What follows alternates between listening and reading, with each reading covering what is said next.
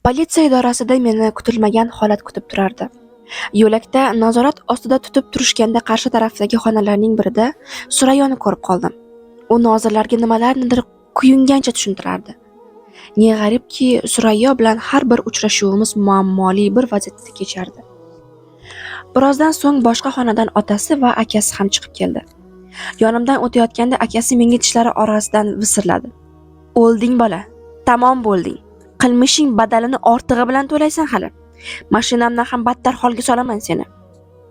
Muammo nimada ekanini anglab yetdim. Qiziq, mashinani bu holga solganimni ularga kim aytdi ekan? Yoki shikoyatlari shunchaki taxmindan iboratmikan? Bu orada Surayyo qandaydir qog'ozga imzo chekdi. So'ng yuzimga ham qaramay otasi bilan chiqdi ketdi. Men ham o'sha xonaga kirdim. Politsiya xodimi stol ustidan qog'ozlarni tartibga solar ekan, menga qaradi. Xo'sh, doimiy mehmonimiz Dahham bey. Istasangiz so'rab o'tirmaylik-da, o'zingiz aytib bera qoling. Nimani? Ismingni bilganday bilib turibsan-ku, o'zingni go'llikka solma. Nima demoqchi ekaningizni tushunmadim. Qizning joniga tekkaningni, keyin esa mashinalarini rasvo qilganingni.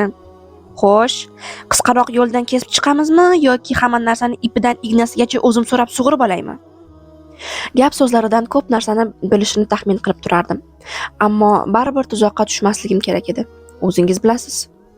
U oldidagi kompyuter monitorini men tomonga o'girdi.